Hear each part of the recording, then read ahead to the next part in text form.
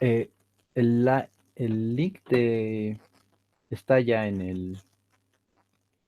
el chat. No sé si es que a los que se han unido recién no les llega. Lo voy a volver a enviar por si acaso. Lo tenemos. El enlace al grupo de WhatsApp. A todos los que se inscribieron se les mandó al principio una invitación a entrar, ¿no? Y ahí estaba el link para unirse al grupo de WhatsApp. Ahí tal vez ese correo no llegó, pero estos otros sí podrían revisar su carpeta para poder unirse. Y eso. Ya. Si no hay más dudas, ay, perdón, estoy compartiendo la link de la sesión, ¿no? Del WhatsApp, no del Drive. Este sí, el último que compartí de Drive, esa sí es la carpeta. Entonces, vamos descargándolo los que lo vayan a ejecutar paralelamente. Eh, y empecemos, ¿no? Hoy nos toca la clase 9 dentro del programa que habíamos planteado inicialmente. Hoy deberíamos estar viendo lo que es un poco de exploración de datos y visualización. Entonces, esta imagen que estamos viendo en pantalla, para las personas que estaban en la clase de web scraping, eh, tal vez la recuerdan, y para los que no, es que hicimos una encuesta interactiva al momento de iniciar la clase, intentando revelar qué es lo que querían hacer esas personas con Python, ¿no? Estas son las respuestas que nos dieron todos los que participaron, en este caso 10 personas que participaron de esa encuesta. ¿Y qué es lo interesante y lo que parece bien importante en todo este lado? Todo lo que es el tema de manejo de datos, análisis de datos, data science, ciencia de datos, un poco de desarrollo general, programación web, aplicaciones web y sintaxis para testing, ¿no? Eh, entonces, si bien Python es un lenguaje que tiene muchas utilidades en muchos aspectos, una en las que se ha vuelto, una de las razones por las que se ha vuelto tan popular es por su capacidad en el tema de análisis de datos. Entonces, como parte de este curso que hemos ido desarrollando a través desde las bases iniciales, digamos, de lo que va a la sintaxis de Python, los tipos de datos, las funciones y todo ese desarrollo que hemos ido haciendo, paralelamente hemos tenido como una aplicación práctica, que hemos empezado con el web scraping, una clase, luego hemos hecho un poco de la limpieza de los datos, para poder extraer un poco ya más de información. Pero ese trabajo, que muchas veces lo tomamos ya como algo que está hecho, en realidad es algo bastante tedioso. Y en esta clase vamos a continuar un poco con ese objetivo, ¿no? Todo este proceso que hemos ido haciendo hasta ahora ha sido en conseguir recetas de comida que vamos a ir procesándolas. La anterior sesión ya nos quedamos en conseguir por cada receta un diccionario de conteo de palabras importantes para ver cuáles eran las palabras más importantes en base a la preparación que teníamos en cada una de las recetas. Entonces vamos a desarrollar un poco más esa idea para preparar toda la información para que se pueda utilizar en un modelo de recomendación de comida en base a la descripción de la preparación de estas recetas que hemos logrado concluir. Tal vez lo que vamos a ver es un poco más avanzado para los que son muy nuevos en este tema de la programación, les cueste un poco seguir el ritmo, pero la idea es que si algo no se está entendiendo, pregunten para que podamos explicar con más calma y tenerlo claro todo, ¿no? Entonces, eh, algo extra que vamos a ver, ya más propio del lenguaje en esta parte, es también el tema de manejo de archivos, ¿no? Entonces, con ese enfoque, que es el que teníamos inicialmente, empecemos. Lo primero es que vamos a importar unas cuantas librerías que vamos a usar. Tal vez las conocen, son muy populares, NumPy, Pandas, Matplotlib, que son como que las tres principales en el tema de análisis de datos en Python, y esta más de Pickle. En estas otras no vamos a indagar tanto, un poco en Matplotlib, en Pandas y NumPy no tanto, porque son un poco más de uso avanzado, digamos, no es tanto no son bases del lenguaje como tal, pero sí son muy útiles para el tema de análisis de datos. Entonces vamos a usar además la librería de Pickle. Esta librería de Pickle lo que nos permite es serializar nuestros objetos y volverlos en un archivo, tal que podamos consultarlos después. Es decir, como hemos ido viendo, primero les decíamos, hemos hecho el web scraping de las páginas web y todo ese resultado, una lista de listas de todo lo que conseguimos, lo guardamos en un archivo. ¿Para qué? Ese archivo consumirlo en la siguiente sesión y en esa siguiente sesión hacer un poco de limpiezas y conseguir estos diccionarios con los conteos de palabras importantes. Eso igual, lo guardamos y luego lo consumimos. Hasta ahora no hemos indagado mucho en esa parte de cómo estamos consumiendo los archivos que hemos ido generando en este proceso que estamos haciendo.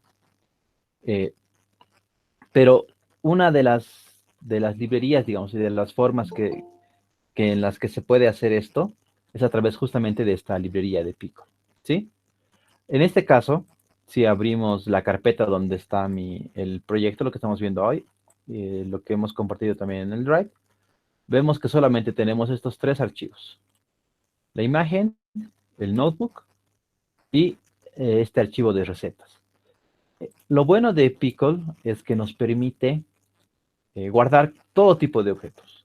Tal vez los que conocen un poco más ya el manejo de archivos en otros lenguajes sabrán que, por ejemplo, en C Sharp yo tengo que crearme mi método que pueda escribir en un archivo. Me da ciertas herramientas y yo tengo que formatear ese archivo. Tengo que poder decir el primer campo va a ser para X atributo, el segundo campo para X atributo, el tercero para X atributo, y voy guardando todos mis atributos en ese archivo, y para leerlo también tengo que generarme un formato, ¿no? En este caso, eso es, por decirlo así, el tratamiento de archivos a un nivel, a bajo nivel, es decir, más, donde tienes que programar más y tienes más control sobre todo lo que se quiere hacer, ¿no? En este caso, con la librería Pickle, no nos enfocamos tanto en resolver esos temas, ya simplemente utilizamos el tema del manejo de archivos, ¿sí? Entonces, recordando un poco de cómo manejamos los archivos, tenemos que abrirlos. En este caso, estamos abriendo este archivo, recetas.pickle, que es simplemente el que tenemos en la carpeta, donde está en nuestro entorno, donde está corriendo el notebook ahorita, y el formato en el que la vamos a leer, o la forma en la que vamos a abrir este archivo, que puede ser de lectura, de escritura o de agregar registros. En este caso, estamos abriéndolo en el modo RB, que significa Read Bytes. Es un modo de lectura donde nos está dando la información en bruto.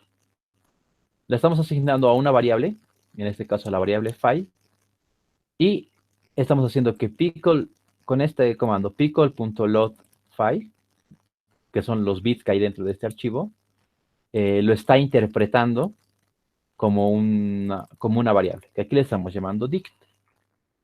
Este dict, ¿qué es lo que tiene? Podemos ver primero su tipo de dato, y tenemos una lista. Si recuerdan, la anterior clase veíamos que podíamos leer en bruto un archivo de texto, ¿no? Separado por comas, y en base a la lectura y al split de las cadenas, podíamos estructurarlo como una lista de listas. Pickle, en este caso, me permite simplificar ese proceso. Si vemos qué es lo que tenemos en dict, tenemos una lista de listas. Era una lista donde dentro de cada elemento tenemos otra lista. Y dentro de esa lista de cada elemento tenemos el nombre de la receta, tenemos la dificultad y tenemos ese diccionario de conteo de palabras sin los stop words, que es lo que veíamos la anterior vez, ¿no? La anterior clase. Entonces, Si recordamos un poco todo el proceso que hicimos para separar y crear nuestra lista de listas, acá lo estamos simplificando mucho y lo estamos haciendo simplemente con un valor. Y ahorita nos estamos enfocando en abrir el archivo que ya se creó antes, ¿no? Entonces, es como que esta librería nos ayuda a simplificar ese proceso.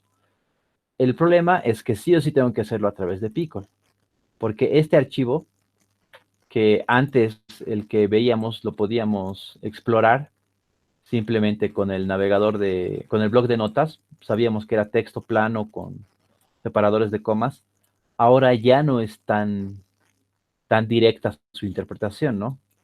Si vemos el archivo, ya no es tan legible, por decirlo así, como el que teníamos inicialmente. Porque este formato que se está manejando ahora es el que está interpretando Pickle por nosotros. Lo crea para guardarlo y lo interpreta también para leerlo. Entonces ganamos en facilidad de manejo, pero ya no es tan entendible para otro escenario. Si yo quisiera usar este mismo archivo en otro lenguaje, por ejemplo, tendría que hacer un parser de Pickle o probablemente esta no sea la mejor opción.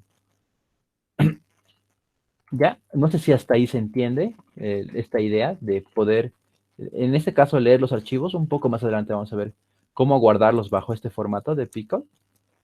Eh, pero si hasta ahí no hay dudas, creo que podemos ir avanzando. El punto como tal es que estamos recuperando lo que hemos ido desarrollando en las anteriores sesiones, ¿no?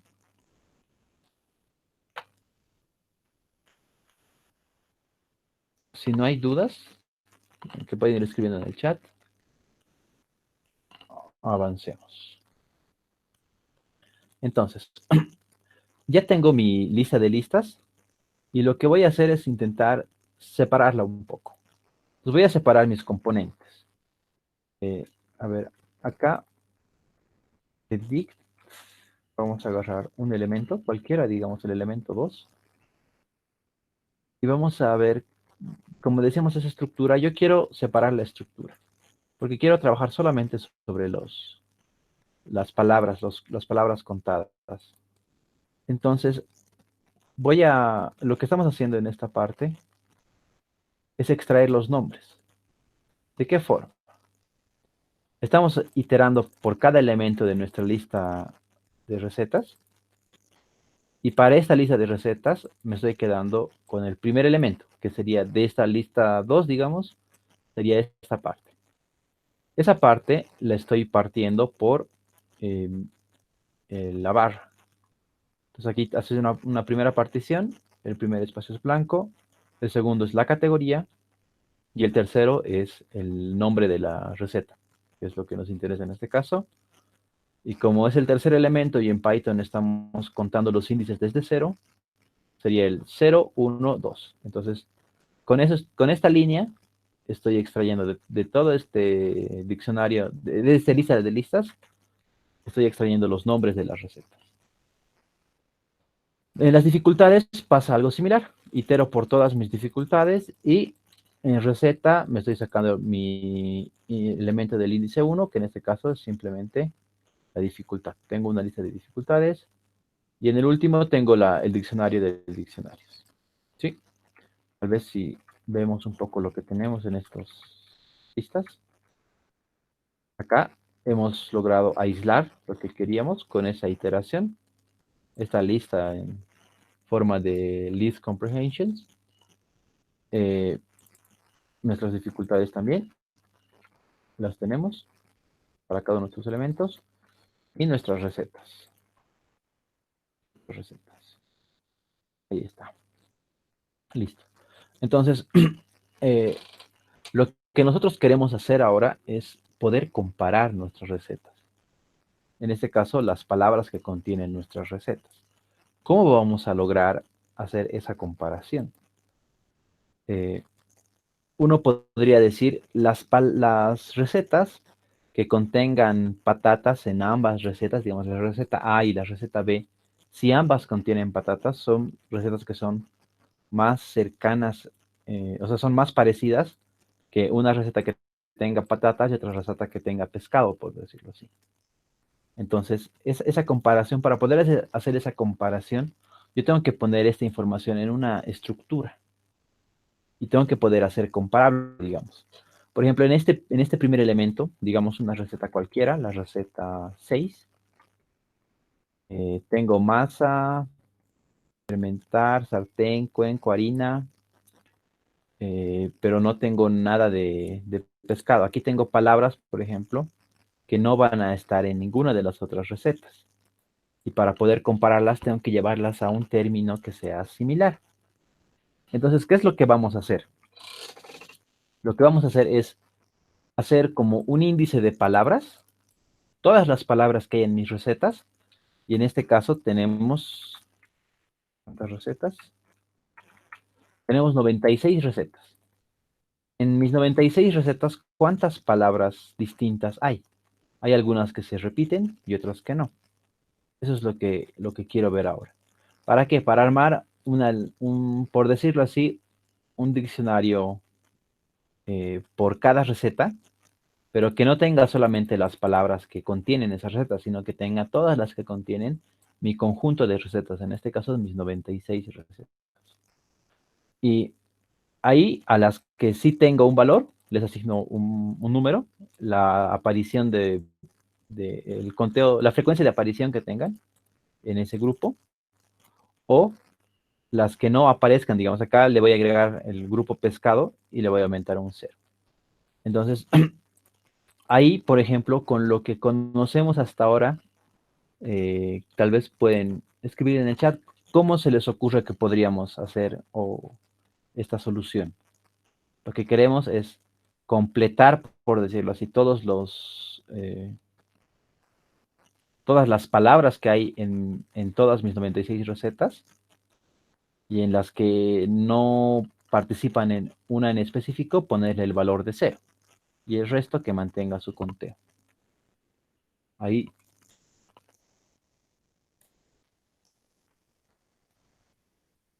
También, si es que están en sus celulares, pueden abrir sus micrófonos para compartir si es que se les ocurre cómo podríamos hacer esto. Una idea.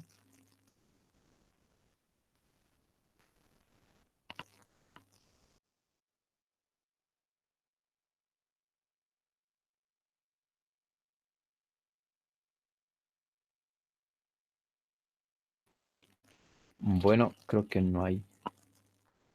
Creo que están un poco tímidos. Pero la forma más tradicional, por decirlo así, sería crear un diccionario de referencia primero, donde vaya guardando todas las palabras que existan. Voy iterando por todas mis recetas y voy guardando todas las palabras, como un conteo general primero. Y luego me voy receta por receta y a cada receta le voy agregando las palabras que no tenga. Y ahí ya tendría un formato estándar donde todas mis recetas tendrían la misma cantidad de palabras, solo que habrían palabras que tienen cero en el conteo, ¿no? Pero lo que tenemos que ver es que, si bien esta forma es un camino viable, implicaría escribir un poco por lo menos 2 iteraciones completas sobre toda mi lista de recetas, y no es tan óptimo hacerlo. Entonces, por la forma en la que está estructurado esto, de diccionarios y tener estos valores como mis llaves, yo puedo pasarlo a otro tipo de dato que me permite hacer esta unión que estamos pidiendo, pero de manera más ágil, ¿no? Y más sencilla. Y al final, una de las ventajas de Python es que a través de todas las librerías que disponemos en el lenguaje, podamos probar nuestros conceptos de manera más ágil, ¿no? Y sin dedicarnos mucho al código, sino más a resolver el problema. Tal vez no sea la manera más óptima en algunos casos, pero nos permite eh, probar nuestra idea para ver si es que funcionaría o no de manera rápida. Y una vez que tenemos eso, ya empezar a optimizar ese proceso, ¿no? Entonces, lo que vamos a hacer acá es llamar a esta estructura de datos los data frames, de pandas que le hemos importado antes con el alias PD, que en el fondo lo único que van a hacer es pasar esta estructura de diccionarios a algo como una tabla. Pero esa unión que tenemos, que mencionábamos, ¿no? Tendríamos que completar todos los diccionarios para poder hacer la unión completa. Pandas por detrás, en esta forma de construir el data frame, ya lo resuelve. Si lo ejecutamos, vamos a ver algo de este estilo. Por ejemplo, la receta 0 tiene la palabra fuego 3 veces, pero la receta 1 no tiene la palabra fuego. Y me devuelve un valor, este null, not a number, que es el nulo por defecto en pandas. Pero esta receta 1, por ejemplo, si vamos más allá, bueno, no nos muestra en qué palabras tiene apariciones, pero tiene apariciones en otras palabras que no son las que estamos viendo acá. Por ejemplo, sartén aparece en la receta 0 y aparece en la receta 2, pero en la receta 1 no. Patatas, por ejemplo, aparece en la receta 0, en la 1, la 2, la 3, la 4 no, en la 91 sí, y en el resto que tenemos visibles no. ¿Sí? Como les decía, esta estructura de datos del data frame y pandas como tal, que es una de sus estructuras de datos principales, es muy, muy, muy potente y muy flexible para el análisis de datos, pero acá vamos a usar solamente unas cuantas funcionalidades. No vamos a indagar mucho en este funcionamiento. Lo que sí quiero realzar en esta parte es que esa primera alternativa que teníamos de poderlo hacer acá, digamos, ya está resuelta, por decirlo así, en la forma de importar un data frame en pandas, ¿no? Pero no totalmente, ¿no? Porque nosotros queríamos no ponerles valor nulo, sino queríamos ponerles un valor de 0. Entonces, lo que podemos hacer es que hemos creado este nuevo objeto WordValues. ¿Qué pasa con los valores nulos?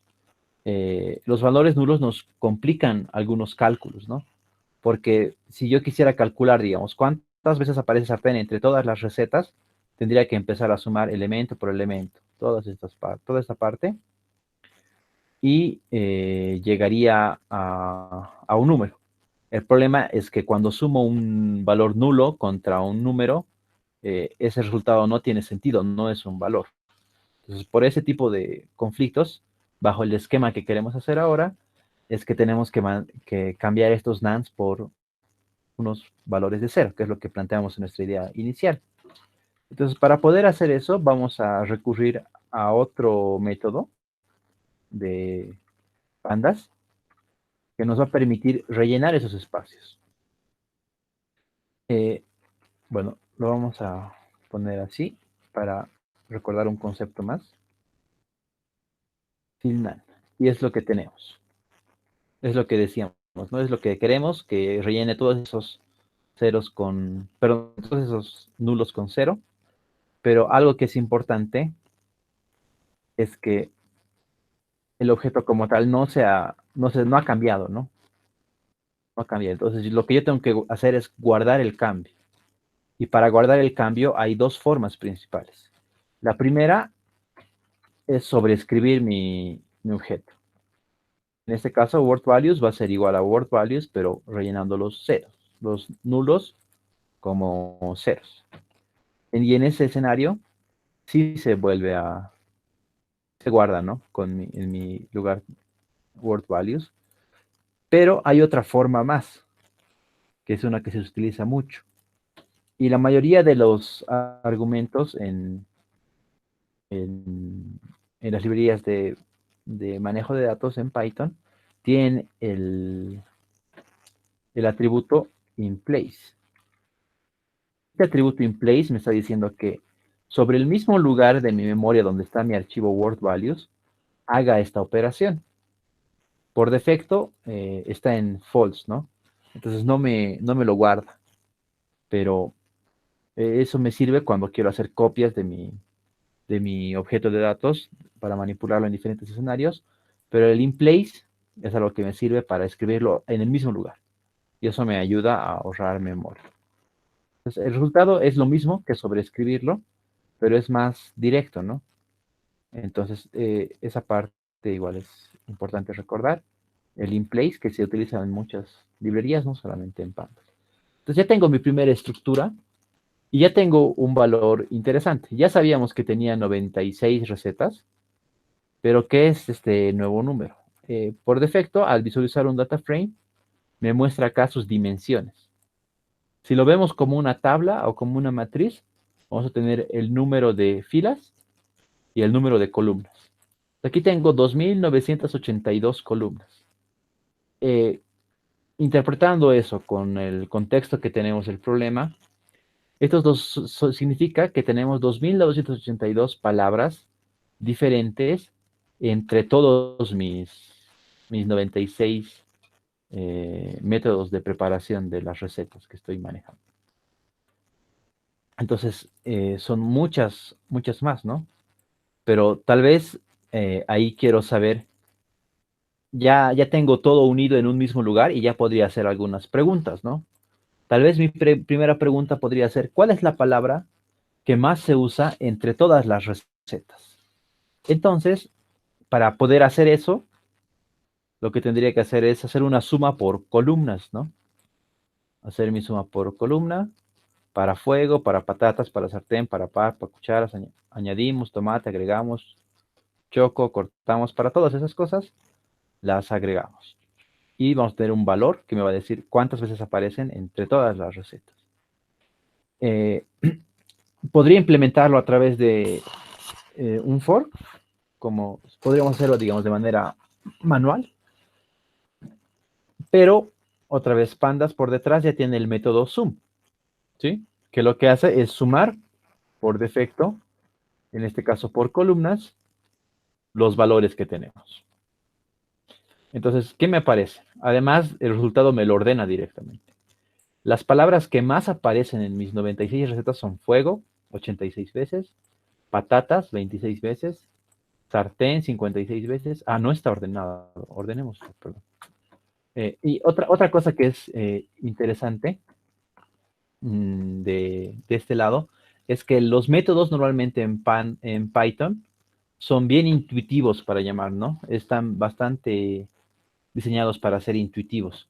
Entonces, si yo ya tengo esta nueva estructura de datos, que es una serie de pandas, pero veámoslo solamente como una lista de valor y conteo, le puedo decir que me lo ordene. Y para decir que lo ordene, solamente le voy a decir ordenar valores, sort values. Pero ahora me lo está ordenando al revés. Entonces, tal vez lo que yo tengo que hacer es ponerle el argumento ascending como falso. No quiero que me lo ordene en orden ascendente, sino en orden descendente.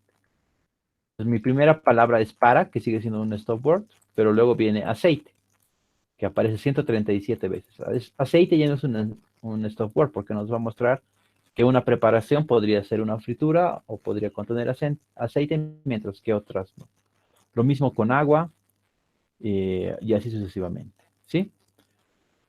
Otra forma interesante es que aparte de poder eh, sacar los conteos, podemos sacar muestras, ¿no? De manera aleatoria para ir viendo cómo se están comportando las palabras. En este caso, de mi suma por columnas, estoy sacando una muestra de, digamos, 10 elementos.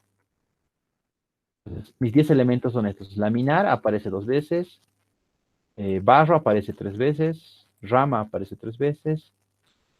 Tal vez aquí en esta iteración no hay valores muy interesantes. Si lo ejecutamos otra vez, por ejemplo, piedra ya aparece 4 veces,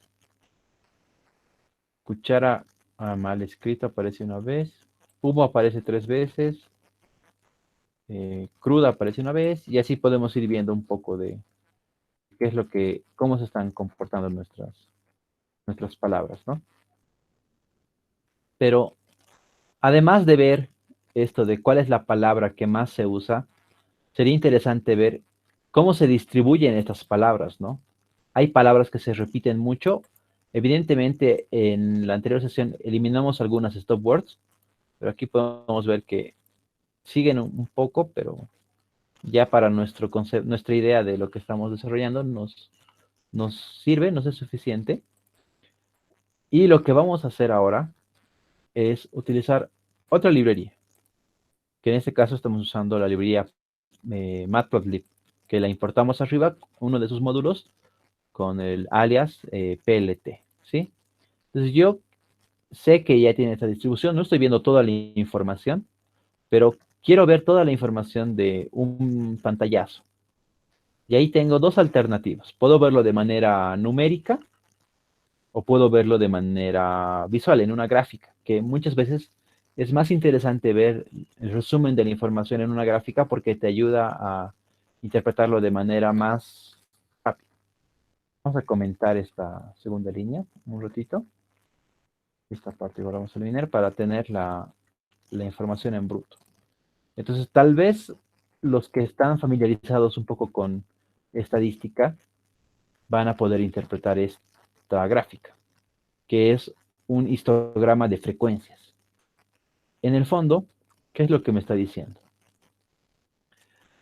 En mi vector wordValues.sum, que es lo que hemos ido viendo acá, y aquí aleatoriamente, hay varias palabras que tienen un conteo específico. Entonces acá me está diciendo, las palabras que están con conteos cercanos al cero son las que aparecen muchas veces, aquí alrededor de 2600 veces.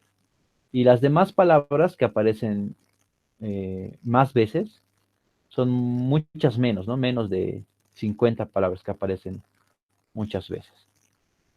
Entonces, tal vez acá, como lo tenemos, no está interpretable y las líneas que estamos haciendo el conteo de histogramas es muy, muy ancho. Lo puedo simplificar o lo puedo hacer un poco más específico a través de los bins. Los bins son estas barras. ¿Cuántas barras hay acá? Si vemos que por defecto se han graficado hasta acá, hasta el 250, es que hay algunas palabras, muy, muy pocas, como en este caso la máxima, para, que aparece 245 veces. Para está acá. No se lo ve gráficamente porque es solamente una contra 2000 y más variables, ¿no? Contra 2900, casi 3000 palabras que se están graficando y solo una tiene un valor cercano acá. Entonces, con bins, lo que yo puedo hacer es dentro de un histograma ampliar su visualización. Digamos, quiero ver ya no solamente 3 columnas, 1, 2, 3 columnas que estamos viendo. Quiero ver 30 columnas.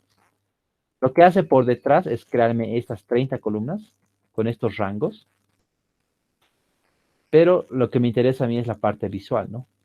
Ya se ha subdividido mejor esta parte, ya no es que todos son hasta 25, sino que realmente la partición está mucho más cercana al cero y sigue generando ruido este valor del para, ¿no? Entonces, ¿cuál es el punto de esto, digamos? Si yo quisiera eliminar el para, o sea, hacerlo a un lado, podría limitar mi gráfica, en este caso, limitar el eje X hasta el valor, digamos, hasta el valor 75, que ahí más o menos parece razonable la descripción.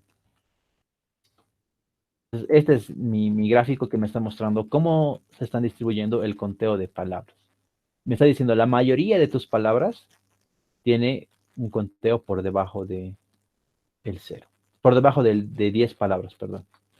Entonces, el punto de esto es que yo puedo hacer mi exploración de manera, por decirlo así, numérica, buscando números, haciendo unas iteraciones con muestras, o puedo hacerlo de manera visual. Y la visual es mucho más fácil de interpretar. ¿Sí? Ahí otra vez no estamos indagando tanto en las librerías que estamos usando ahorita, pero porque son bastante amplias, pero lo que queremos ver es, digamos, el potencial que hay con cosas que no son tan elaboradas que estamos haciendo todavía. ¿Ya? Entonces, otra vez, ¿qué tal si me pregunto, ¿y cómo se distribuyen las longitudes? Aquí está mal. Longitudes de las preparaciones. Entonces, yo puedo hacer algo similar. Por ejemplo, acá puedo ver que hay una concentración muy importante en frecuencias bajas, pero puedo hacer una suma, mi atributo de suma, para poder saber cuántas palabras tiene cada una de mis recetas volviendo a mi escenario, word values, ¿qué tendría que hacer? Tendría que sumar ya no por columnas, sino tendría que sumar por filas, ¿no? Para saber en cada una de mis recetas cuántas palabras están interviniendo. Entonces, podría hacerlo de manera, otra vez, con un for, o podría usar el argumento sum que teníamos, ¿no? Que es, intuitivamente quiero sumar, entonces aprieto el sum. El problema acá es que me suma por defecto por columnas. Entonces yo tengo que ver qué argumentos más tienen estas funciones. En este caso, con Shift Tab en el ambiente de Jupyter Notebook puedo abrir una ayuda rápida de la documentación de la función que estoy ejecutando. Y por ejemplo, acá hay el argumento axis, que me dice en qué sentido quiero que sume o se ejecute la función. En columnas o en filas. Por defecto está en columnas, debería decir. Por defecto está en columnas.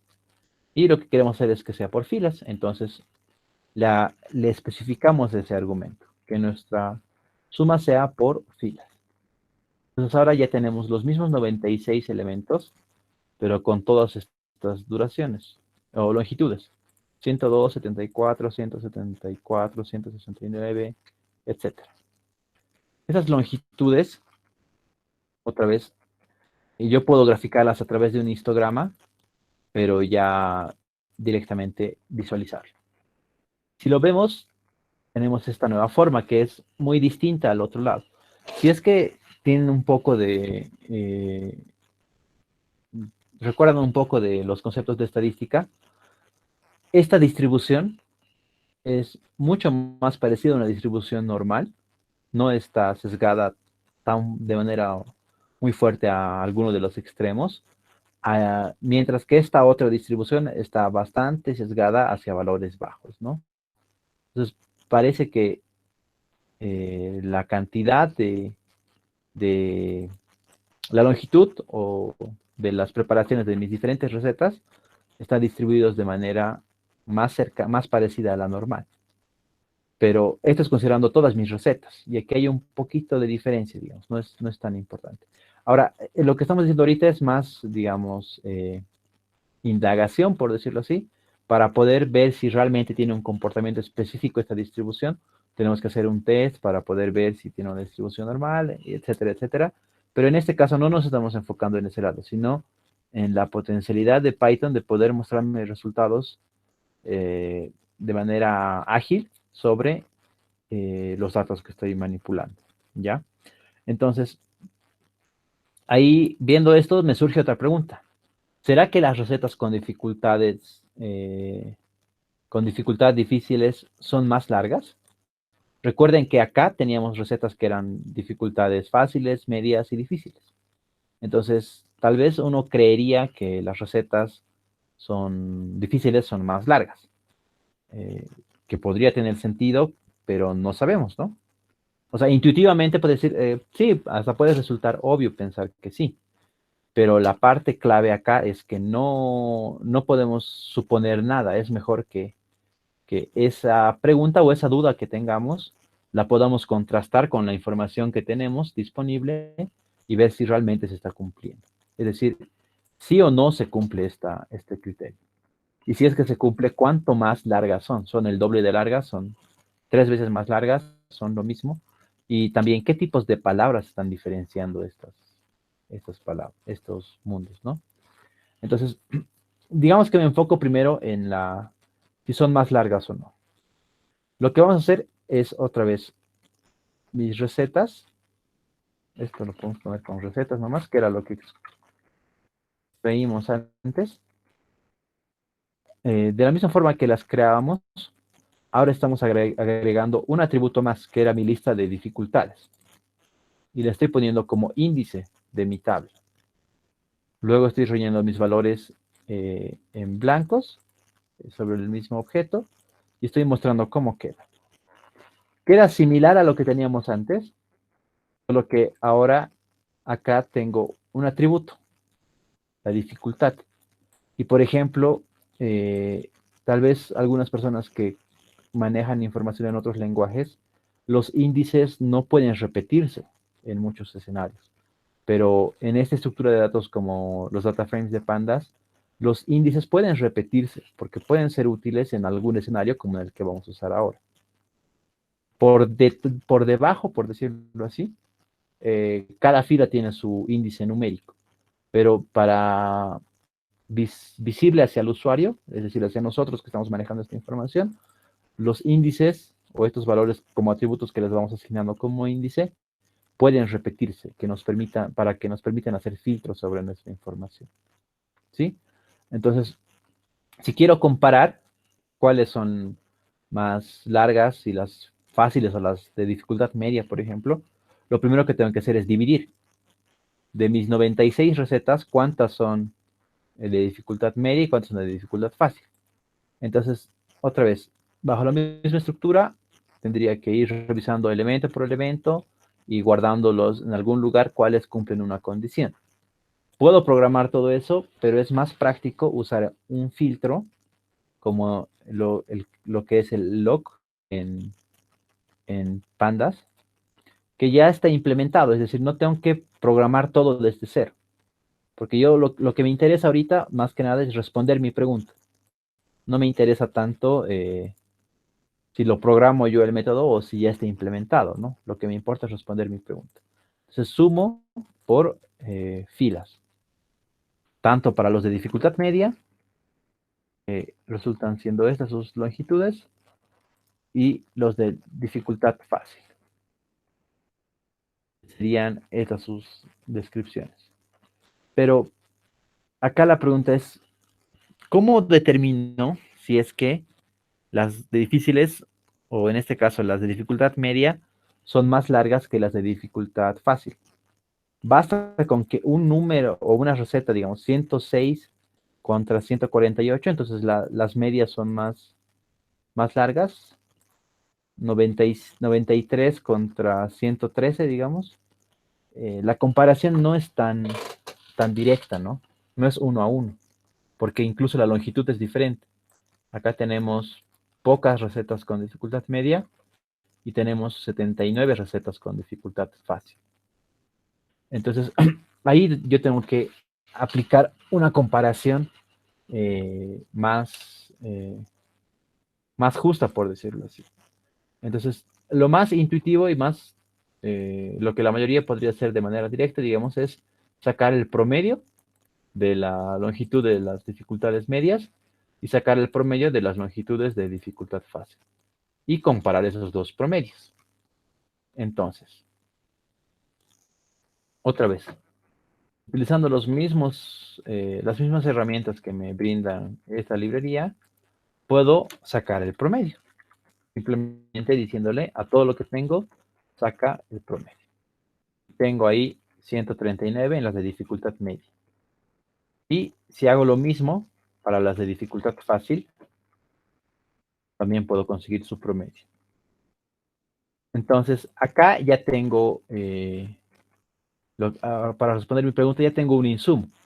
Puedo decir, en promedio, las de dificultad media tienen 139 palabras, sin excluir las de las stopwords, mientras que las de dificultad fácil tienen 113. Podría decir que las de dificultad media son más largas que las de dificultad fácil. Si viese solo el promedio, podría decir que sí, pero el promedio no necesariamente es un valor representativo de toda mi información, ¿no? Tengo que poder hacer una comparación más justa. Ahí tal vez los que conozcan un poco más de estadística tendría que hacer un test de diferencia de medias, porque estas 79 recetas fáciles y el resto de recetas de dificultad media son solo un pequeño mundo de todas las recetas de dificultad media y todas las recetas de dificultad fácil que hay en la página web, no son todas. Entonces este valor es como si fuese una muestra y esto solamente es un valor de esta muestra. No es el real de todas las medias y este tampoco es el real de todas las fáciles. Entonces, para poder compararlos, yo puedo conseguirme más valores. Eso lo puedo hacer a través de mi comando describe. Lo que me hace es mostrarme más cosas. Me muestra cuántos son, en este caso 17 de dificultad media, cuánto es su promedio, que es lo mismo que veíamos antes, cuánto es el mínimo, cuánto es el máximo y otros valores que son más interesantes, ¿no? Pero ya son más de análisis estadístico, por ejemplo. La desviación estándar, los percentiles 25, 50 y 75, que en base a esto y el promedio es que puedo ver si realmente es diferente o no los valores.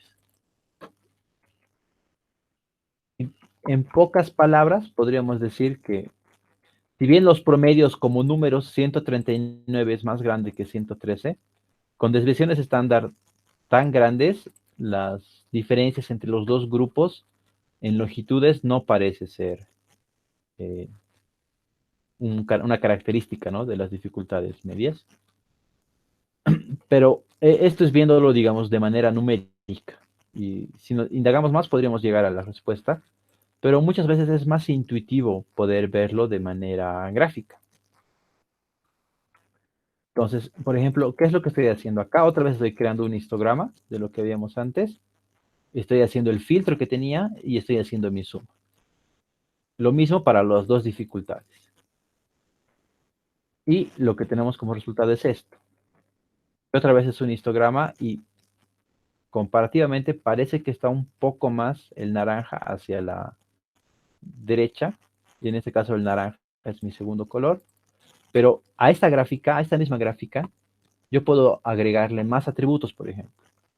Aquí los conteos están hasta el 5, 10, 15, 20 recetas que tienen entre 75 y 80 valores. Tienen aquí hay 10 y en el otro grupo solamente hay 3.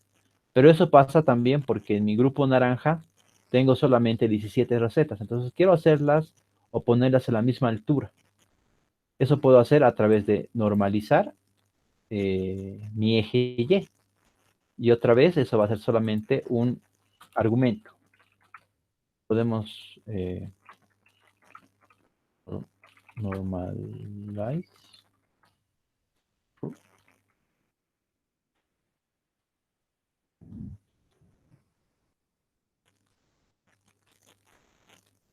Rectangle, ¿qué se llama esto? Densities, perdón. Density. Han cambiado la escala de la otra variable, pero tengo que cambiar la escala de ambas para que pueda verlas en conjunto. Entonces tengo que poder verlas ahí en términos de densidad. Ahí ya puedo verlas un poco similares, ¿no? Cómo se están comportando. Pero aquí quisiera hacer otra modificación, digamos. Quisiera ver por detrás de la naranja cómo se está comportando la rosada en los segmentos que se están pisando. Entonces podría agregar un atributo más que sería como la opacidad. Y esa opacidad en lo que es Matplotlib se hace a través del el argumento alfa. Va entre 0 y 1 y me dice la transparencia que va a tener ese color. Entonces, si yo le pongo transparencia a esto, digamos de 0,5 a ambos, ya lo tengo de ese estilo y puedo ver cómo se está comportando. Entonces, tal vez aquí lo que me faltaría es ponerle una leyenda que me diga qué color corresponde a qué dificultad de palabras, ¿no? Y eso lo puedo poner a través del comando legend, que nos está mostrando las leyendas. Y ahí tenemos que ponerle una lista de descripciones. En este caso, queremos que el primero sea fácil y el segundo sea medio. Ahí está. Entonces, si bien la diferencia parece que gráficamente podría ser un poco más hacia que media tiene longitudes más largas, que es lo mismo que veíamos acá en los promedios un poco, y también con las divisiones estándar. El mensaje que nos manda es el mismo, ¿no? La diferencia parece que sí existe, pero no es tan grande. Si fuese realmente una diferencia muy, muy grande, tendría que estar todo lo azul por un lado y no tendría que solaparse con nada de lo naranja, por decirlo así. Ahí sí sería una diferencia bastante marcada. Pero el punto de este lado, de lo que queremos mostrar acá, es que podemos verlo de manera numérica o podemos verlo de manera gráfica, de una forma bastante versátil, ¿no? y podemos ir agregando, digamos que no me gustan estos colores y quiero cambiarle de color. Digamos que quiero que las medias, que las fáciles sean verdes.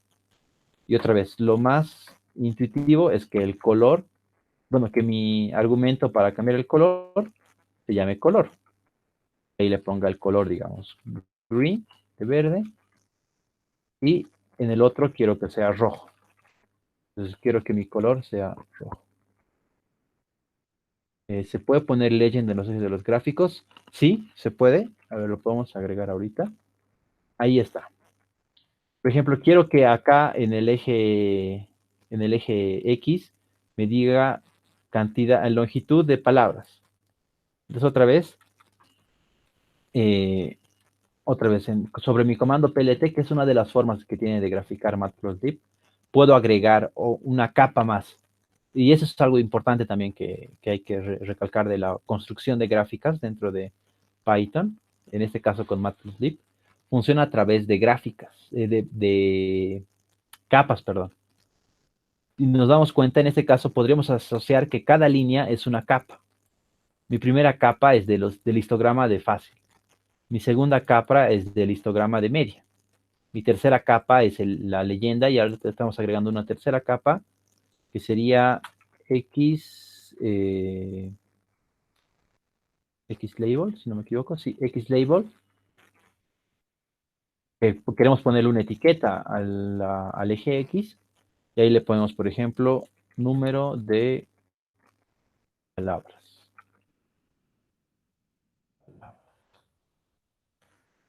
Y si vemos nuestra gráfica, otra vez lo tenemos ahí. Entonces, acá podemos ir imaginándonos nosotros primero cuál sería la gráfica que queremos mostrar, qué características debería tener. Y esto de ponerle nombres y etiquetas a los ejes es una buena práctica para que sea lo más interpretable posible nuestra gráfica. Pero, otra vez, si se dan cuenta, esta gráfica ya es relativamente sencilla y bastante útil para poder responder mi pregunta, que es lo más importante en este caso. ¿Será que las recetas con dificultades difíciles son más largas? Esta gráfica me sugiere que un poco, pero no es una diferencia abismal, ¿no? Si fuese una diferencia realmente muy grande, no tendría que haber solapamiento entre las distribuciones de longitudes, entre fáciles y medias. O debería ser mucho menor, ¿no? En este caso es bastante fuerte ese solapamiento. Y la construcción de esta gráfica la hemos hecho a través de estas 4 líneas y podríamos ir agregando como que elementos que podrían ir siendo líneas, que podríamos asociarlas como si fuesen capas que van creciendo, creciendo, creciendo. Y lo importante de tenerlo en código, digamos, porque yo podría hacer esto también en Excel, digamos, algo similar, o en otra herramienta de análisis de información. Cuando nosotros tenemos esto en un código como en Python y lo logramos integrar a algún sistema, esto va a correr automáticamente y va a generarse de manera automática. En cambio, si yo generara una gráfica en Excel, no se va a actualizar de manera automática, ¿no? Es decir, ahí también es importante ver qué funcionalidad quiero darle a esta gráfica. ¿O la voy a usar para verla solamente una vez o la voy a usar para verla muchas veces? Si la quiero ver muchas veces a lo largo del tiempo en varios escenarios y va a ir cambiando la información que voy a ir poniéndole de input acá, me sirve y es útil tenerlo de esta forma. Porque esta forma, con la estructura de word values, va a funcionar con cualquier información que le dé. En cambio, si solamente lo voy a usar una vez, tal vez es más práctico llevarme mi información a otra herramienta que sea más amigable con el usuario, por decirlo así, y hacer mi gráfica. Porque solamente lo voy a usar una vez, no tiene mucho sentido hacerlo en Python. Pero cuando lo voy a usar muchas veces, o en este caso, por ejemplo, ahorita estamos viéndolo para dificultad fácil y media. Pero yo podría programar, digamos que tuviese más dificultades. Tuviera fácil, media, difícil y experto, por decirlo así. Entonces quisiera ver la diferencia no solamente de estas dos, de todas las combinaciones que hay entre ellas. Podría generar esto como una función auxiliar y que mi filtro sea un argumento, generar las iteraciones entre mis dificultades y generarme muchas gráficas de una vez. Y en base a esas gráficas, tenerlas todas lado a lado para poder comparar y ver si hay un cambio en ese sentido. Entonces ahí, por ejemplo, es cuando ganamos potencia en el análisis al usar este tipo de herramientas. ¿Sí? Como les digo, tal vez para los que no están tan familiarizados esto es un poco avanzado, pero la idea es un poco mostrar el potencial que hay, ¿no?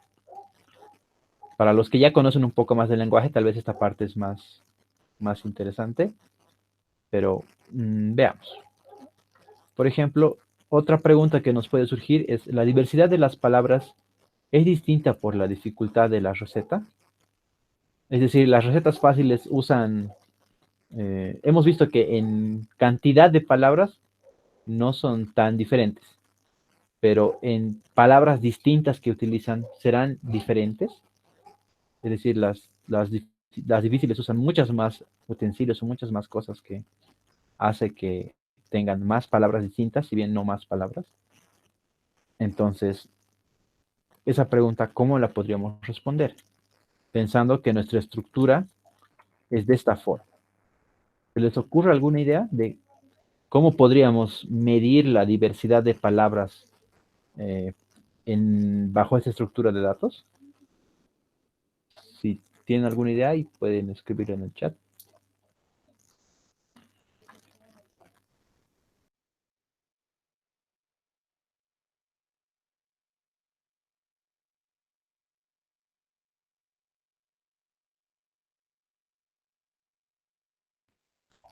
Ya, con la desviación estándar, nos dice,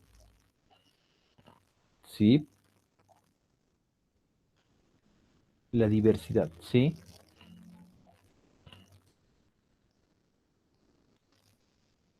ya. Sería una forma,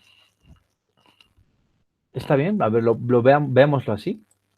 Vamos a irnos por filas primero, porque lo que queremos ver es por receta. Entonces, todo nuestro análisis tiene que ser por fila. Lo primero es que vamos a ver cuántas palabras distintas usan por receta. Ahorita hemos rellenado los con ceros, aquellas palabras que no se usan en las recetas, y yo puedo hacer una operación sobre toda esta matriz o data frame. Por ejemplo, quiero saber todos los valores donde son mayores que cero. Me va a devolver esta estructura, donde ya tengo una forma, por decirlo así, una matriz booleana, donde true es que esa receta usa esa palabra. No estoy tomando en cuenta el valor, pero estoy tomando en cuenta que usa esa palabra. Y podría hacer sobre ese filtro una suma por filas. Y con eso tengo cuántas palabras distintas usa cada una de las recetas. En este caso, todas mis recetas fáciles. Y si hago lo mismo con mis recetas de dificultad media, voy a tener también los valores. Entonces, podríamos hacer algo similar a esto, ¿no? Quiero saber ahora ya no en cantidad de palabras, sino bueno, no en el total de palabras que hay, sino en la cantidad de palabras distintas que tiene, ¿sí?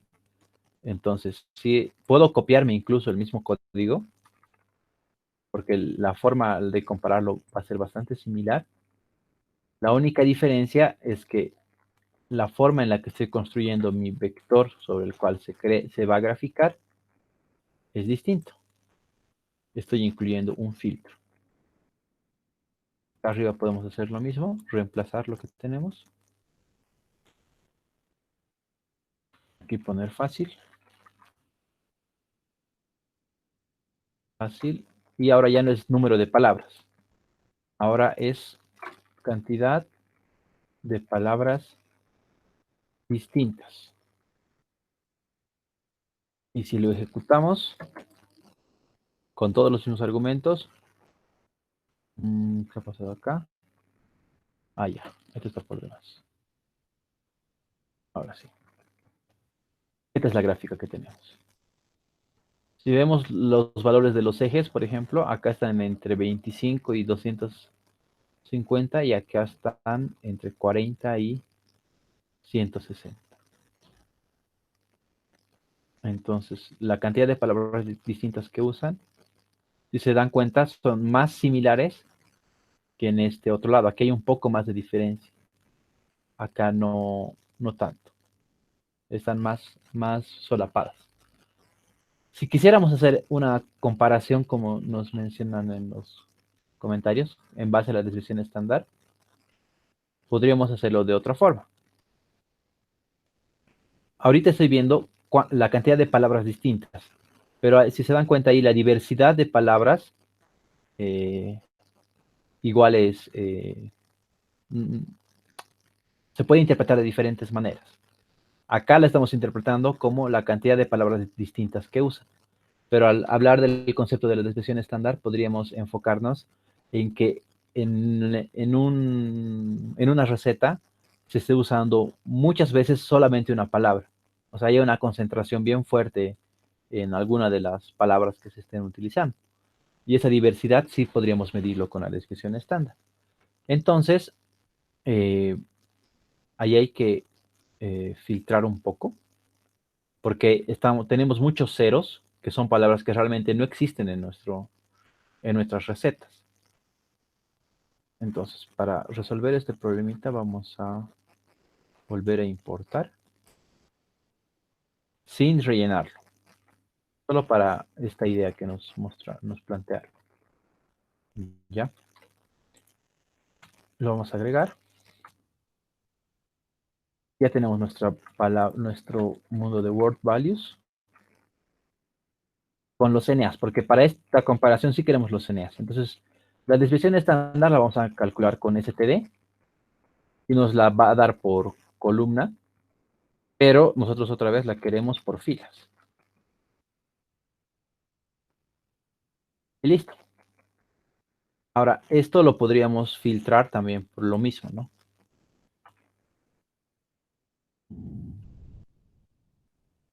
Por dificultad fácil y por dificultad media.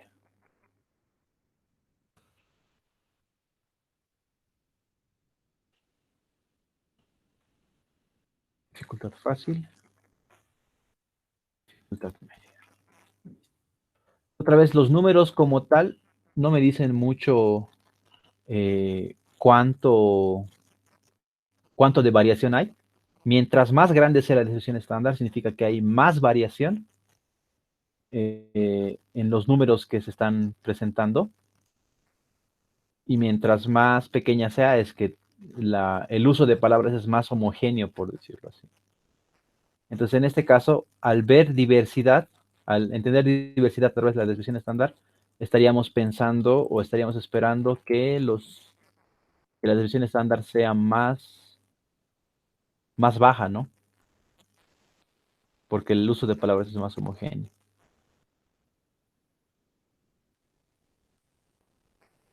Sí, porque normalmente va a haber una desviación estándar alta cuando en una preparación se use mucho una palabra y el resto se use muy poco.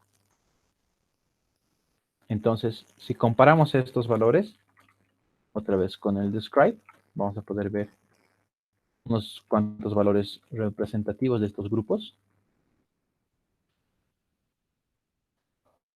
Por ejemplo, acá tenemos que en promedio la desviación estándar de los fáciles es de 57, 0,57 y de las difíciles es 0,70. Y si la desviación estándar es de 0,18. Entonces parece que sí, por este lado, las de dificultad media tienen una variación más alta de palabras. Entonces sí usan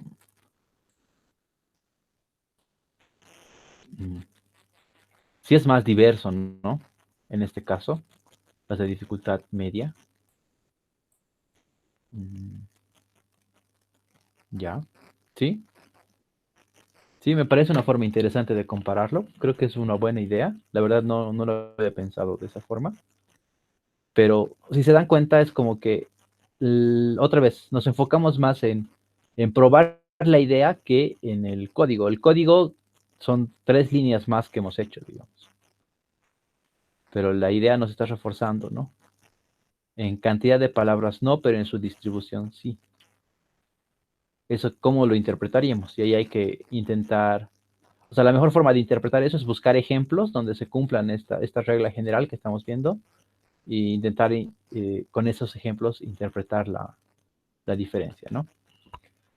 Entonces, si avanzamos un poco con cómo queremos llevar esto, al final, si recordamos, nuestro objetivo es generar un sistema de recomendación. Y para ese sistema de recomendación tiene que tener un input, de una forma en la que se van a mostrar los datos en este caso. Y esa forma es con una matriz de información, con el texto que tenemos, pero a través de una transformación especial, que se llama la transformación TF-IDF, ¿ya?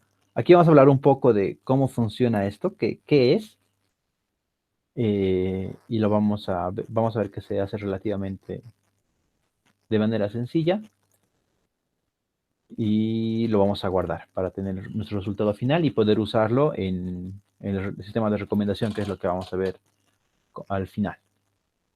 Entonces, el TF-IDF es una transformación que se hace a los documentos cuando se hace minería de texto, porque tenemos esta estructura, pero muchas veces las palabras que aparecen más veces en nuestra forma de datos, nuestra matriz de conteo de apariciones, no necesariamente son las palabras más importantes, porque hay variaciones. Por ejemplo, patatas puede aparecer 3 veces en mi receta 0, pero puede que sea porque mi receta 0 tiene una longitud mucho más grande que mi receta 2, digamos, que no aparece nunca.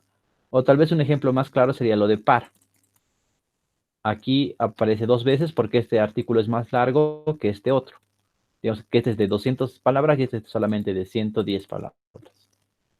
Entonces, eso puede haber esa diferencia que no haga comparables mis recetas así y mis conteos tal como los tengo en bruto. Lo mismo puede que haya palabras, a pesar de que hemos limpiado algunos stopwords, porque no hemos limpiado todos, eh, siga habiendo palabras como la más importante que aparecía como para, que aparece muchas veces en todas mis apariciones, pero como es algo muy común, no es algo que distinga una receta de otra. No es un atributo. Es decir, en todas mis recetas va a haber por lo menos una vez para. Y tal vez ese para no me está dando mucha información. Entonces, lo que hace el TF-IDF, que es una transformación sobre esta matriz, es tomar en cuenta dos cosas. La frecuencia del archivo, la frecuencia, perdón, de la palabra o del término en el archivo, y de ahí viene la primera parte, que es term frequency, y el segundo elemento es que ese elemento contra el total de veces contra el total de archivos, ¿cuántas veces está apareciendo en el total de archivos? ¿En cuántos archivos está apareciendo este término? Y es el Inverse Document Frequency. Es decir, ¿qué tan rara es la palabra que estoy usando? En este caso, por ejemplo, si vemos esto, la palabra fuego es una palabra, por decirlo así, común, porque dentro de lo que estoy viendo aparece en 3 de mis 5 recetas. Mientras que en este contexto, si viese solo este mundo, mi palabra patatas es una palabra menos común porque solamente está apareciendo una vez en mis 5 documentos. Entonces, mientras más aparezca patatas, que es más rara en alguno de mis documentos, ese valor va a ser más alto porque me está realzando un valor poco común. Mientras que si aparece fuego, digamos, aunque aparezca igual 3 veces como patatas, no va a ser tan importante porque es una palabra que está apareciendo en todo lado. No es una característica que distinga a ese mundo. ¿Sí? Entonces, para poder generar estos dos puntos. No sé si se entiende la explicación del TF y DF. Aquí un poquito está la fórmula, pero lo principal es entender los dos componentes. Uno es el term frequency, que es por cada palabra, en este caso, la frecuencia que tiene de aparición, que en este caso está en conteo, pero lo vamos a relativizar en porcentaje por receta. En este caso, fuego aparece 3 veces en mi receta 0, pero ese 3 es el 1% de mi receta, es el 5%, es el 20%. ¿Qué porcentaje es? Porque con ese porcentaje sí ya es comparable, a pesar de que mis diferentes recetas tengan diferentes longitudes, porque si no, las más largas tendrían ventajas frente a las más cortas. Entonces, por ese lado va el TF. Y el IDF, el Inverse Document Frequency, va por columnas en esta estructura. Va para mostrarnos qué tan extraña es la palabra que está participando en este mundo. Y como nos decíamos, en este caso, patatas es una palabra rara frente a fuego, que es una palabra común. Podemos buscar otro ejemplo. Es una forma bastante útil de poder validar la información. Por ejemplo, cuando nosotros trabajamos en bases de datos, si es que alguno de ustedes lo ha hecho, tenemos el top 100, top 1000, top X, ¿no? Que nos muestra un grupo de información para poder validar lo que estamos planeando hacer. Pero no es la forma más óptima. La forma más óptima es hacerlo a través de una muestra aleatoria, porque eso nos va a mostrar realmente qué información estoy manejando, mientras que los top 1000, top 100 podrían verse limitados u ordenados por algún campo en específico. Este sample, digamos, pongamos los de 5 elementos igual, y cada vez que lo ejecute va a ejecutar de diferentes muestras, ¿no? Si quisiera que siempre ejecute del mismo para poder replicar mis resultados, tendría que ponerle una semilla. Set, sí, no, si no me acuerdo el argumento, con Shift Tab puedo ver cuáles son sus argumentos, y en este caso es el random state. Random state, si le pongo un número y ejecuto, me va a ejecutar siempre sobre los mismos valores. Pero ahorita no me interesa eso es para poder hacer replicables mis resultados, sino quiero ver más ejemplos. Por ejemplo, acá patatas ya no es, si viera solo este mundo, patatas no es extraña. Mi nueva palabra extraña, por ejemplo, es tomate. Tomate es una palabra extraña en este mundo frente a fuego, que aparece 3 veces. ¿Sí? Entonces, el término IDF me permite realzar estas palabras extrañas, aunque aparezcan pocas veces. Entonces, en el TF, que es en el Term Frequency, lo que vamos a hacer es esta parte, word values.sumAxis 1, lo que nos decía es el total de palabras por columna. Digo, perdón, por fila, perdón, por fila. Entonces, a word values lo vamos a dividir entre el total de elementos por fila. Y lo vamos a hacer a través de las filas. ¿Sí? ¿Qué vamos a tener de resultado? Vamos a tener nuestra misma matriz word values, pero ahora como un porcentaje. Si se acuerdan, fuego y patatas en la receta 0 eran 3 y 3. En porcentaje son el 2.9% y 2.9%. Y así sucesivamente. ¿Por qué es importante ponerlo en porcentajes? Porque así todos suman 1 y son comparables entre sí, que sería la primera parte de mi term frequency. Para la otra parte necesito dos cosas. Necesito el total de elementos que, en este caso, total de documentos que vamos a manejar. Se habla de documentos porque normalmente esto se hace sobre minería de texto, pero en este caso nuestros documentos son recetas. El total de recetas que hay. Y este DF me dice el total de documentos que tienen mi término X. Entonces, para ver el total, voy a usar este atributo, shape, que me dice las dimensiones. Como una tupla me las devuelve. Tal vez sería bueno que lo veamos.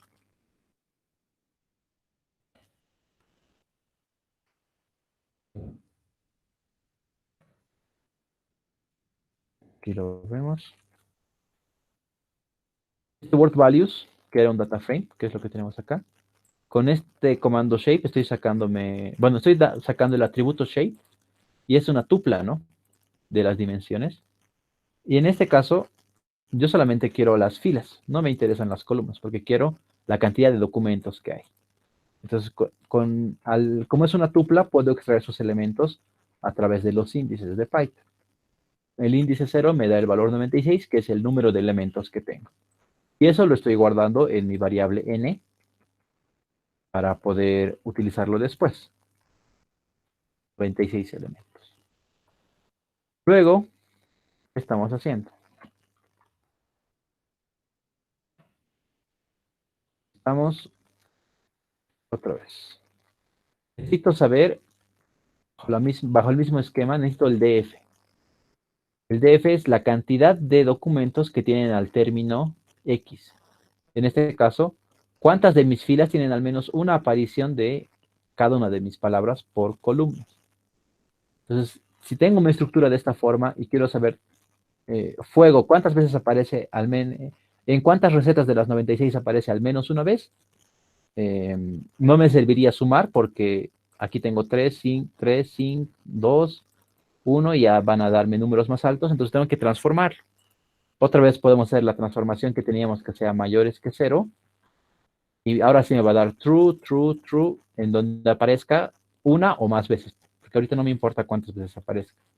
Con que aparezca una o más me sirve y sobre eso puedo hacer mi suma. Puedo hacer mi suma, pero en este caso por columnas, por defecto. Entonces, fuego, por ejemplo, me aparece 40 veces, en 40 recetas. Patatas me aparecen 10 recetas. Sartén me aparece en 34 recetas. Par me aparecen 18, cucharas en 10 y así. Y este valor, que son mis 2.982 palabras, en cuántas recetas aparece cada una, la estoy guardando en mi variable df, que bajo mi fórmula es ese elemento, ¿no? Tengo df, y lo que estoy haciendo acá es esta división, que es lo que veíamos en la fórmula. Hagámoslo primero ¿qué se llama? Sin el logaritmo. Entonces, ¿qué es lo que está pasando acá? Me está dando un número que mientras más veces aparezca, este número, el resultado de esta división va a ser más pequeño. Recuerden, n por defecto es 96 y df es el número de veces que aparece esa palabra en el total de mis recetas. Entonces, este número, 2.4, digamos, que es el resultado de esta división, me está diciendo que fuego aparece mucho en mi documento. En cambio, por ejemplo, cruda aparece muy poco. Probablemente solamente en una de mis 96 recetas está la palabra cruda. Entonces me está dando un valor mucho más grande que lo que va a hacer es realzar la extrañeza, por decirlo así, de estas palabras.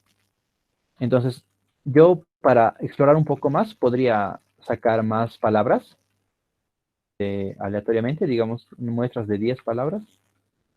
Y acá, por ejemplo, eh, a ver qué palabra está interesante. Creo que no hay palabras interesantes en esta muestra. Vámonos acá. Por ejemplo, buñuelos es una palabra, no es ni tan importante, ni tampoco es una palabra que se repita mucho. Pero, por ejemplo, acá nutrientes, la palabra nutrientes es una que se usa muy poco en todos mis documentos. Y eso lo estoy viendo a través de que el número sea más alto. Mientras más alto sea el número, es una palabra que menos se usa entre todas mis recetas. A ver si buscamos otra. Por ejemplo, rellenos y zanahoria son palabras que se usan poco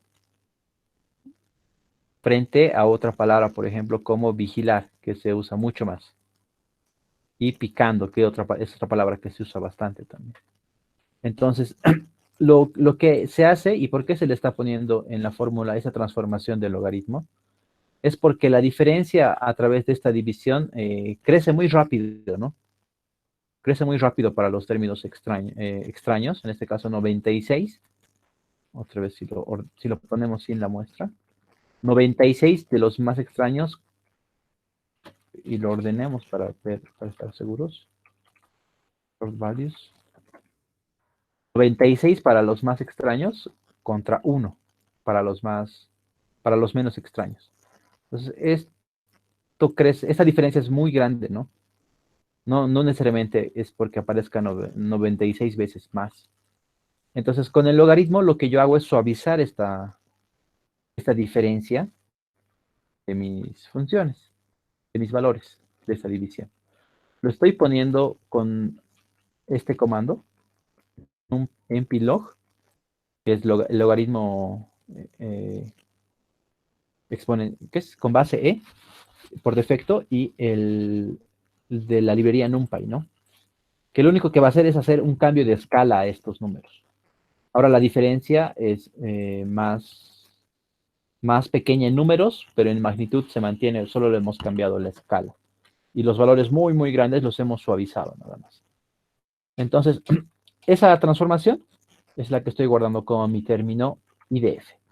¿Sí? Entonces, siguiendo mi fórmula, ya tengo el TF, ya tengo esta segunda parte que es mi IDF, y lo único que me queda es multiplicarlo ambos. Y lo que tengo es este número, esta matriz. Esta matriz de números, viendo que partíamos nosotros de por values, partíamos de esto. Ya tenemos el conteo. Este conteo ha sufrido una transformación a través del TF y DF, que es lo que hemos ido bien desarrollando en esta parte, y hemos llegado hasta este punto. Y es diferente, ¿no? Ya no es tan fácil de leer, ya no es tan interpretable como esta otra matriz.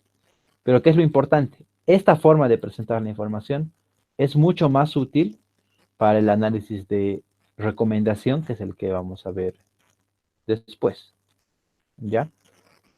Tal vez esta parte es un poco más avanzada, pero ¿cuál es el punto? Que esta transformación que estamos teniendo la estamos haciendo con Pandas y NumPy de manera relativamente sencilla, ¿no? En 1, 2, 3, 4, en 5 líneas la tenemos. Evidentemente, hay librerías que ya te hacen esto, pero es importante poder recrear, digamos, el resultado y poder manipularlo nosotros mismos. Si alguien incluso ya tiene más experiencia con este lado, sabrá que la transformación del TF que hemos hecho es una de las posibles, ¿no? Frecuencia relativa. Esa frecuencia también se puede suavizar con el tema de logaritmos dentro de la transformación del mismo TF. Pero no indaguemos tanto en ese lado. ¿Qué es lo importante? Acá, con la misma librería PLT, que es de Matplotlib, vamos a ver esta matriz, que ahorita así no me dice mucho, se ve como muchos números, yo quiero verlo gráficamente. Entonces, de esta matriz voy a extraer sus valores a través de tf.values. Bueno, tf es la relativizada, ¿no? tf.values. Me muestra esto, que no sé si se ve bien. Tal vez si hacemos esto. Aquí está. Es la misma matriz que teníamos, solo que ahora ya de manera gráfica, ¿no? Mientras más verde sea el color, significa que en esas columnas hay más aparición de palabras. En este caso podemos ver que hay una distribución interesante, pero si vemos, por ejemplo, acá hay un grupo de palabras que se repiten en todo lado. Y en este caso, para comparar palabras, a mí no me sirve mucho que se repitan en todo lado.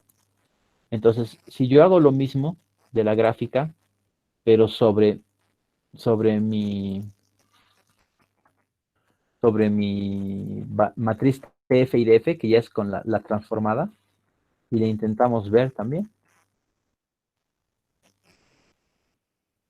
podemos ver que esta parte que se realzaba mucho, ahora ya no tiene tanta importancia, y estos otros valores que sí son distintos entre sí, sí han empezado a tomar más importancia, ¿no? Esto va a cobrar más sentido cuando veamos la recomendación, cómo se construye y cómo es tan importante que los atributos que son extraños se resalten. pero eso es lo que tenemos. ¿Ya? No sé si hasta ese punto tienen alguna duda de esta parte del TF-IDF.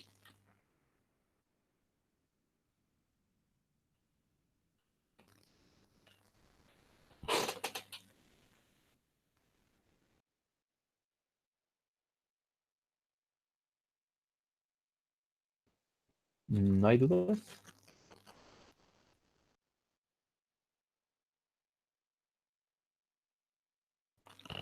Bueno, estas gráficas ahorita no se ven tan bien, pero podríamos limitarlas, ¿no? A través de los índices. Mostramos todas las mismas filas, las 96 recetas, pero solo los primeros 100 elementos.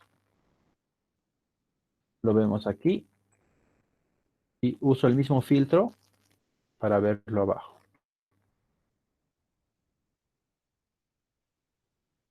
Me alejo un poquito.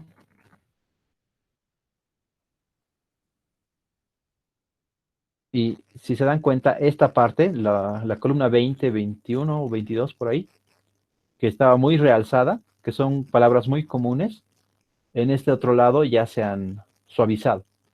Ya no es algo tan importante. Si es que hacemos lo mismo con otro rango, a ver, ¿cuál rango era interesante? Digamos acá, de los 1100 a los 1200. Nuestro filtro ahora va a ser del 1100 al 1300. Acá, por ejemplo, estos valores que son raros se han resaltado mucho más. Bueno, no. Así los tenemos inicialmente. Ahorita vamos a ver cómo se resaltan.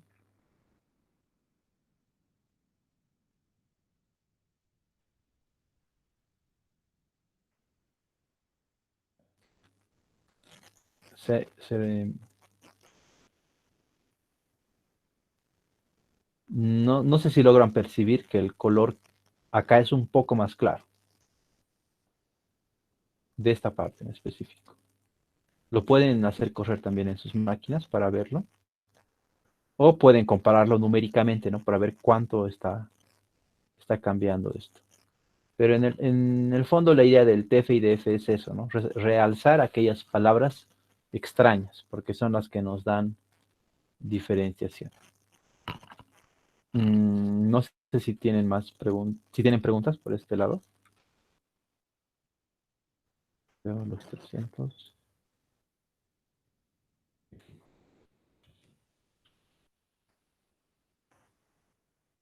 Creo que en esta parte se nota mejor. Estos términos acá son bastante importantes, bastante resaltados. En este lado han perdido relevancia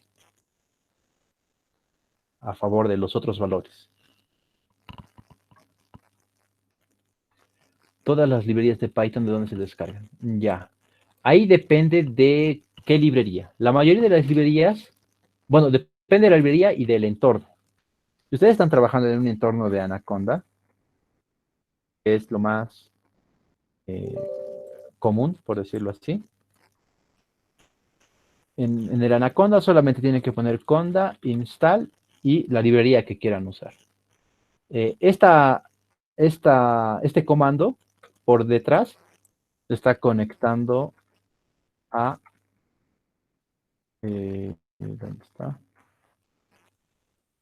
A esta página, que es una fundación eh, que, que está, que disponibiliza, ¿no? Paquetes de Python de manera, eh, ¿cómo se puede decir? Controlada y nos ayuda a poder tener un montón de librerías de todo tipo. Ahora, hay otra fuente de librerías que es el PyPy, si no estoy mal. Sí, Python Package Index. Aquí está igual todo otro grupo de librerías. Lo bueno de Anaconda es que están, por así decir, administradas por la misma empresa y están vinculadas para que todas puedan funcionar en el mismo entorno. En este caso, por ejemplo, ahorita estamos en Windows y están optimizadas para que todas las dependencias que se usen puedan funcionar en una máquina Windows, por decirlo así. Si yo hago todo esto en otra máquina, digamos que sea Linux, algunas librerías o algunas dependencias pueden cambiar y Anaconda por detrás resuelve esos problemas y ejecuto mi código de manera normal. En cambio, si hago una instalación directa, digamos, de PyPy, con el pip install, que es otra forma de instalar librerías, digamos, aquí es anaconda.install pandas, digamos, que es para instalar pandas. ¿Qué me va a decir? Que ya tengo. Va a verificar todo lo que ya hay y me está diciendo que ahí está. El paquete ya está instalado. Entonces yo ya tengo pandas en esta computadora y en este entorno también. La otra forma de instalar es con pip install y ahí ponen la librería, pandas, digamos. Es otro gestor de paquetes. Conda está vinculado todo al ambiente de Anaconda y pip es otro gestor de paquetes que igual funciona de manera independiente, digamos. Pueden usar pip sin necesidad de instalar Anaconda. Y también pueden, o sea, la mayoría de los paquetes que se utilizan, desde estas dos formas, los van a poder conseguir. Ahora, si hubiese algún paquete muy, muy, muy especial que tengan que utilizar y que no esté ni en Conda ni en pip, que sería un escenario muy, muy extraño, pero puede darse. Normalmente ese paquete va a tener su repositorio en GitHub, se descargan el will, el instalable, y lo ejecutan en su máquina.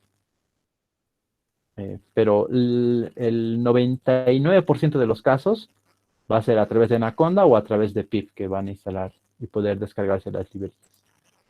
Y generalmente se hace desde el prompt de Anaconda o el CMD, si es que solo usan pip o Python, o también pueden hacerlo desde la forma del entorno visual, ¿no? El Anaconda Navigator. El Anaconda Navigator hace lo mismo que el prompt, solo que con clics y no necesariamente, y esto a veces no funciona muy bien. Es más fácil usar la consola. Uh, no. Acá, por ejemplo, en environments eligen uno, digamos, yo elijo este environment y ahí tienen que buscar, aquí buscar paquetes y si no tienen les va a dar la opción para instalar algún paquete extra que necesiten, ¿no? Pero como les digo, yo les recomiendo más que usar la parte visual, usar la consola porque es más flexible. Pero de poder se puede también por este lado. No sé si tienen otra duda más de esta parte.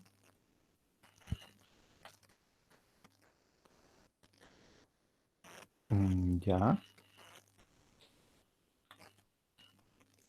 Creo que no hay más dudas. Pero, ¿qué es lo importante? Esta matriz que hemos construido y hemos intentado explicar un poco de cómo la hemos logrado armar, usando un poco las librerías que tenemos a disposición.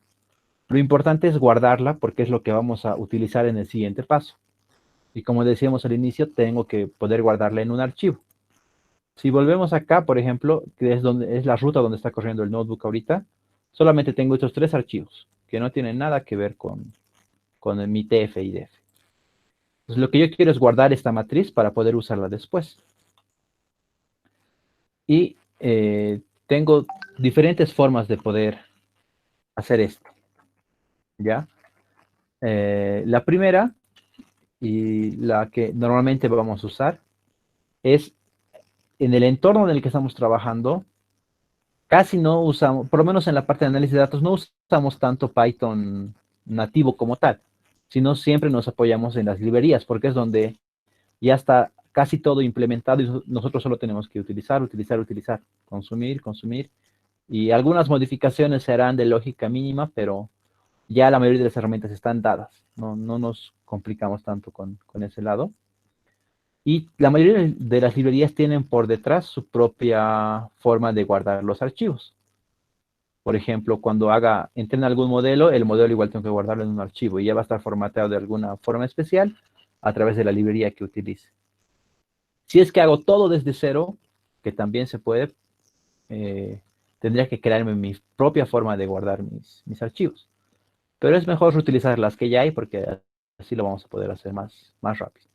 En este caso, lo que estamos haciendo es esta matriz que tenemos acá, la estamos pasando a un formatito diferente, estamos extrayendo sus valores a través de values y estamos cambiándole el tipo de dato. Por defecto, esta matriz, como lo hemos trabajado en Pandas, es un Pandas Data Frame. Pero para poder manejarlo a futuro también yo quiero guardarlo como un NumPy. Al extraer este values, estoy haciendo que toda esta matriz se vuelva un objeto de NumPy, un NumPy array. Y después de volverlo un NumPy array, lo que estoy haciendo es usar la función toFile, que básicamente me dice, guarda este array en un archivo con este nombre. Si ejecuto esa parte, lo que tengo acá es este archivo, que es el que he creado ahorita, pfidf96 recetas.npy, que es donde estamos guardando nuestra información.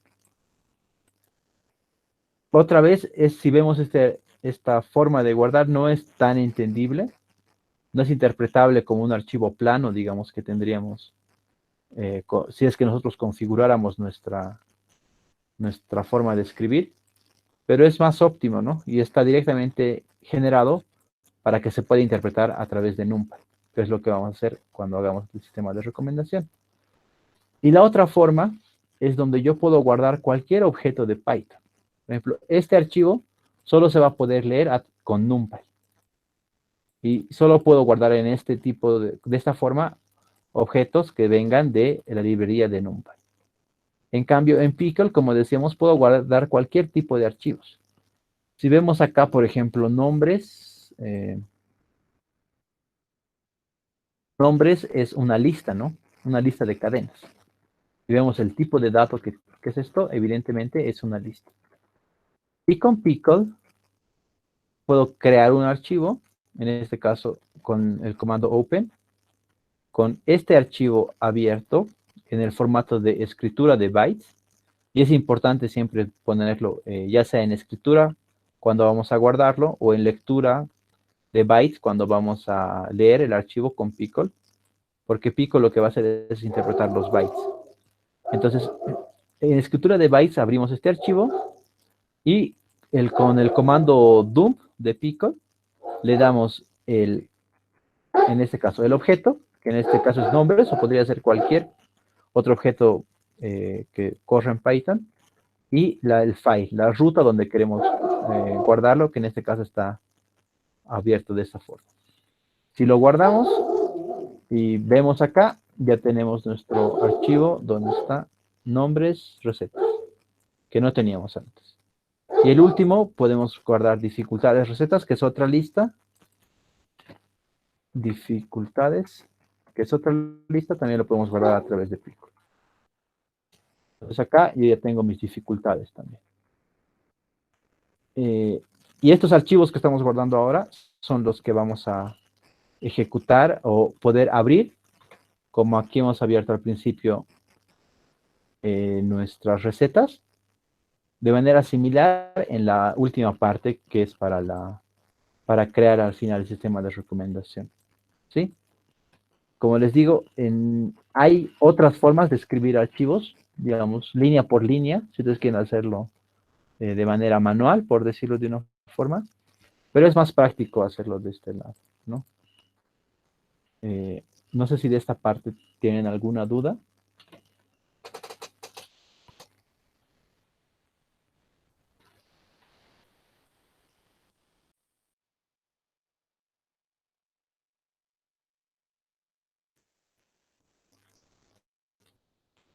Bueno, si es que no hay más dudas, con eso estaríamos cerrando por hoy. Otra vez, esta parte, a ver, los archivos de NumPy también se pueden guardar con Pickle. Sí, se pueden guardar con Pickle. lo que quería realzar en esta parte es que Pickle no es la única forma, ¿no? Muchas veces las propias librerías tienen sus métodos para guardar archivos. Por ejemplo, si yo hiciese un modelo con sklearn, tengo mi archivo de modelo y ese archivo lo puedo guardar como un, un archivo, un objeto con Pickle, o el mismo sklearn me permite guardar el archivo, serializarlo. Lo mismo con los modelos de, por ejemplo, con TensorFlow, con PyTorch, con todas esas cosas, se puede hacer lo mismo, ¿no? No todo tiene que ser por Pickle. Es la forma, digamos, más rápida y general. Pero en muchos casos, dependiendo de la opción, la propia librería que estemos usando puede ser más eficiente y ocupar menos espacio. Y ese es un problema de Pickle, ¿no? Como es muy general, no está tan optimizado para todos los tipos de datos que le lleguen, porque le puede llegar cualquier tipo de dato y sus archivos tienden a pesar más. Pero en general es una buena alternativa. No sé si por ahí tienen alguna duda más.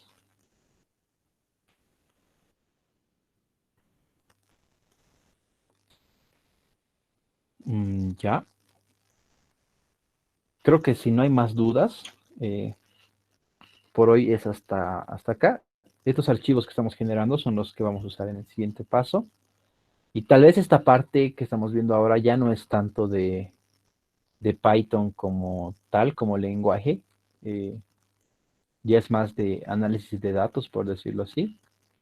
Pero viendo los intereses que tenían la mayoría de las personas que han iniciado o que han respondido, creo que es una ruta que nos puede tener, ¿no? Este proyecto lo van a tener disponible también en el Drive y en la plataforma para que lo puedan ver y que les sirva de, de guía, ¿no? Para tener un primer proyecto con los que están aprendiendo recién puedan tener esa idea y después cuando vayan desarrollando más cosas ya vuelvan acá y puedan ver que no era tan complicado, tal vez por ese lado lo podemos ver. Sí, entonces eso es todo. Gracias por estar en la sesión y nos vemos después.